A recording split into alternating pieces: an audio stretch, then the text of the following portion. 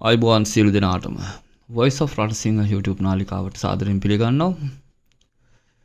අද මාතෘකාව පිළිබඳව ඔබට යම්කිසි වැටහීමක් එන්නට ඇති මගේ පිටිපස්සේ තියෙන මේ ස්ක්‍රීන් එකත් එක්ක. ඉතින් අද කතා කරන්න යන්නේ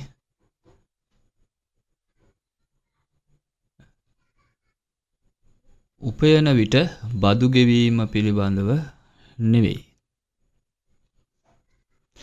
අපි කතා කරන්නේ උපයන විට බදු ගෙවීම පිළිබඳ නෙමෙයි. අපි අද කතා කරන්න යන්නේ රාජ්‍ය සේවකයන් බද්දෙන් නිදහස් වෙන්නේ ඇයි කියලා. ඔව්. උපයන විට බද්ද තිබුණේ ලක්ෂයේ සීමාවේ.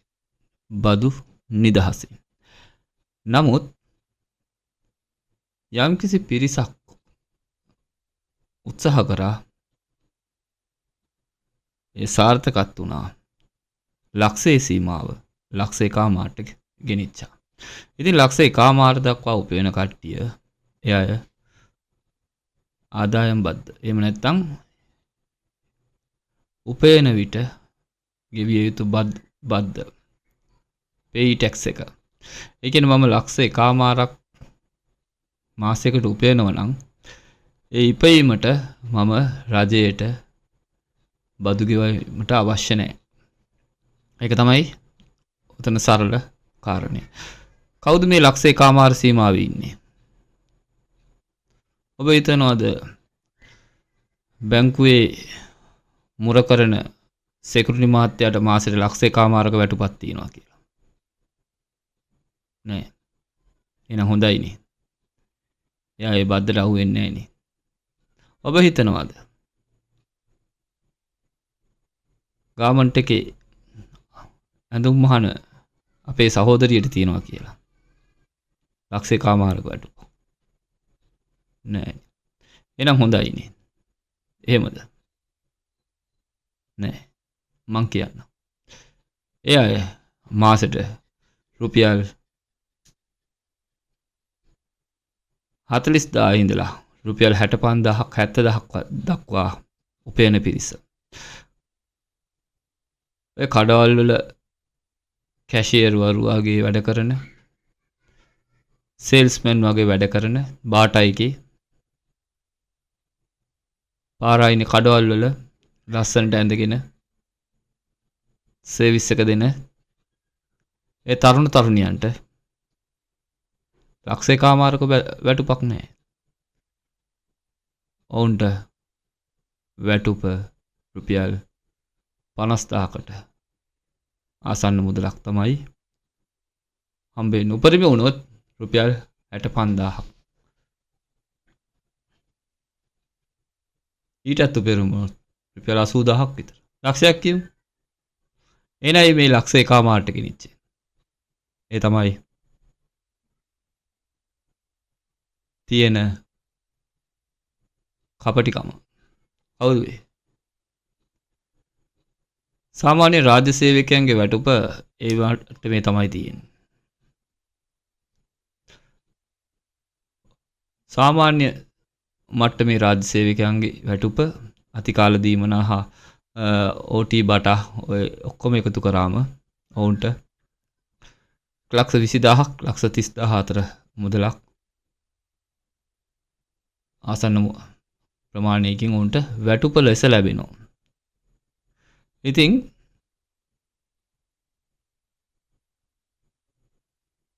එතකොට ඔයගලන්ට තේරෙනවා ඇති කවද මේ බේරගත්තේ කියලා. ඒ ඔබ හිතනවද අදටත් රුපියල් 1700ක් ගන්න බැරුව දඟලන අපේ වතු කරේ අහිංසක දෙමළ ජනතාව?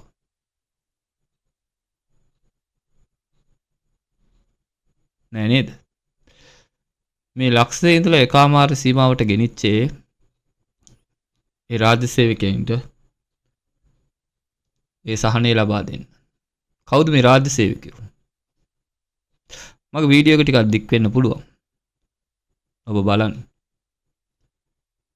මේවා කවදාවත් කවුරුත් කතා කරන්නේ නැහැ ඔය ප්‍රසිද්ධ මාධ්‍යවල. මම මේක පටන් ගත්තේ. ලක්ෂ එකමාර සීමාවට ලක්ෂේ ඉඳලා ලක්ෂ එකමාරට රුපියල් 3500ක් ඉස්සලා ආය කරා. ඒක අයින් කරා. දැන් ඒක කිසිම බද්දකට අයත් වෙන්නේ නැහැ. ඒ වගේම ලක්ෂ 2 සීමාවට 10500ක් අය කරා. දැන් ඒක රුපියල් 3000ක් කරලා තියෙනවා. ලක්ෂ 2මාරට 21000ක් අය කරා. දැන් ඒක රුපියල් 8000ට අඩු කරලා තියෙනවා. හැබැයි ඔබ දන්නවද ලක්ෂ 10ක මාසික ආදායමක් ලබන පුද්ගලයෙක්ට කොපමණ මුදලක් ගෙවන්න වෙනවද කියලා? 266000. 266000ක මුදලක් රුපියල් ලක්ෂ 10ක් උපයන පුද්ගලයෙක් ඔහුගේ මාසික ආදායම වෙනුවෙන් ගෙවන්න සිද්ධ වෙනවා. ඒ කියන්නේ ඔහුගේ මාසික ආදායම 22ක් 23ක් අතර. හැබැයි ලක්ෂ 2ක් හම්බ කරන කෙනා කීයද ගෙවන්නේ?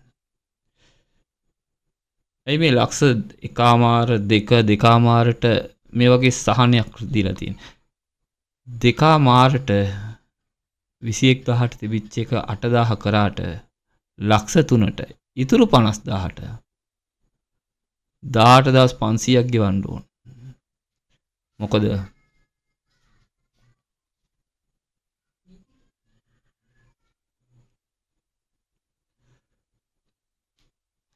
රාජ්‍ය අංශයේ 90%ක් නිලධාරීන්ගේ වැටුප් මට්ටම ලක්ෂ 2මාරට එහා යන්නේ නැහැ. ඒ තමයි ඔවුන්ව මේ බදු ක්‍රමයෙන් නිදහස් කරපු ආකාරය. මොකද ලක්ෂ 14ක පමණ රාජ්‍ය සේවකයන් පිරිසක් සිටිනවා මේ රටේ. ලක්ෂ 14ක් කියන්නේ විවාහකයින් නම් දෙදෙනෙක් හැටියට ගත්තොත් ලක්ෂ 28ක්. 50%ක ඡන්දාවොත් ලක්ෂ 14ක්. ඔන්නෝම තමයි දේශපාලඥයින්.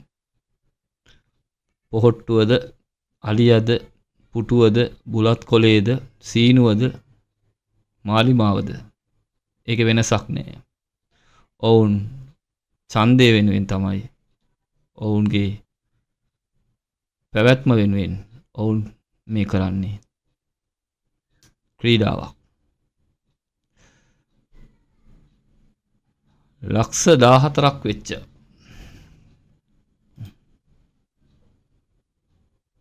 රාජ්‍ය සේවකයින්ගෙන් එක් මාසකට රුපියල් 100ක් අය කරා නම් ලක්ෂ 14ක වෙච්ච රාජ්‍ය සේවකයින්ගෙන් ඔවුන්ගේ වැටුප් ඔවුන්ට දුන්නු වැටුප කෝටි 140ක් නැවත මහ භාණ්ඩාගාරයට මුදල් වශයෙන් ලැබෙනවා. මදක් සිතලා බලන්න. රාජ්‍ය භාණ්ඩාගාරයට අය විය යුතු ප්‍රකෝටි ගානක මුදලක් මේ අවුරුදු 5කට සැරයක් ලැබෙන ඡන්දය වෙනුවෙන් මොවුන් මේ රාජ්‍යයට අහිමි කරලා තියෙනවා. ලක්ෂ 1මාර සීමාවට 3500ට තිබිච්ච බද්ද ඔවුන් බිඳුව කරනවා. රුපියල් 100ට කෝටි 140ක් නම් 3500ට කොයිතරම් මුදලක් මේ නින්දිත ආකාරයට රාජ්‍ය භාණ්ඩාගාරයට ලැබිය යුතු බදු මුදල් ඔවුන් අහිමි කර තිබෙනවද? කවුද මේ රාජ්‍ය සේවකයන්? ලංකාවේ 90ක් 99ක් ප්‍රමාණයක් ඉපදෙන රාජ්‍ය රෝහල්වල. ඔවුන් බෙහෙත් ගන්නේ සෞඛ්‍ය පවත්වාගෙන යන්නේ රාජ්‍ය රෝහල්වල. ඔවුන් අධ්‍යාපනය ලබන්නේ රාජ්‍ය පාසල්වල. ඔවුන් උසස් අධ්‍යාපනය ලබන්නේ රජයේ විශ්වවිද්‍යාලවල. ඒ උසස් අධ්‍යාපනය ලැබලා පාසල් අධ්‍යාපනය ලැබලා ඔවුන් රැකියාව හැටියට රාජ්‍ය අංශය තෝරගත්තම ඔවුන්ගේ ඉතුරු ජීවිත කාලයම නඩත්තු කරන්නේ මේ රටේ අහිංසක ජනතාව. ඒ අහිංසක ජනතාවගෙන් යැපෙන මේ මිනිස්සු මේ ජනතාව වෙනුවෙන් කරන සේවය කුමන ආකාරයේ සේවයක්ද කියලා ඔබ දන්නවා. හිටපු ගමන් ස්ට්‍රයික්. වෛද්‍යවරු වැඩ වර්ජනයෙන් ඔවුන්ගේ වැඩ වර්ජනයෙන් අහිමි වෙන ජීවිත පිළිබඳව කවදාවත් කොතනකවත් ගණන් හිලව් සඳහන් වෙන්නේ නැහැ. හිටපු ගමන් ප්‍රවාහන සේවය ස්ට්‍රයික්. ඒ ස්ට්‍රයිකින්දා සම්මුඛ පරීක්ෂණවල රැකියාවලට යන කී දෙනෙක්ගේ රැකියාවල් අහිමි වුණාද කියලා අදටත් කිසිම ගණන් හිලව් කොහෙවත් සඳහනක් නැහැ. ඉතින් මේ ආකාරයේ රාජ්‍ය සේවයක් පවත්වාගෙන යා යුතුද? මෙවර අයවැය ලේඛනයේ සමහර අමාත්‍යංශවලට වෙන් කරලා තියෙන මුදල් දිහා බැලුවම මේ ආකාරයේ බදු මුදල් ප්‍රමාණයක් අහිමි කර ගැනීම කොයිතරම්නම් අනුවන ක්‍රියාවක්ද කියලා ඔබට හිතෙන්නට පුළුවන්. අපිට රජයක් අවශ්‍ය සුළු පිරිසකට මානසික අල්ලස් ලබා දීලා යම්කිසි දේශපාලන පක්ෂයක් පවත්වාගෙන යාමට නොවේ. අපිට අවශ්‍ය දැඩි ශක්තිමත් පාලන ක්‍රමයක් සහ නිසි කළමනාකරණයෙන් යුක්ත රාජ්‍ය පාලනයක්. ඉතින් කල්පනා කරන්න තව ටිකක්. අපි පතපු දේශයේද මේ අපි බලාපොරොත්තු පාලනයේද මේ කියලා. බොහෝ දේවල් සිද්ධ කරන්නට පුළුවන්. ඔවුන්ට අවශ්‍ය නැති බව අපට පේනවා. එනම් සුබ ගමන්. එහෙමනම් ජීලා ඉන්නම්. නැවත හෙට දිනේදීත් මෙවන් වූ මාතෘකාවක් සමග ඔබ හමු වෙනවා. රණසිංහ ඩිලාන් බුද්ධික සබ්ස්ක්‍රයිබ් කරන්න, බෙල් බටන් එක ඔබන්න. හෙට මගේ පණිවිඩය නිසියාකාරව ඔබ වෙත ලැබෙනු ඇති. එහෙනම් ආයුබෝවන්.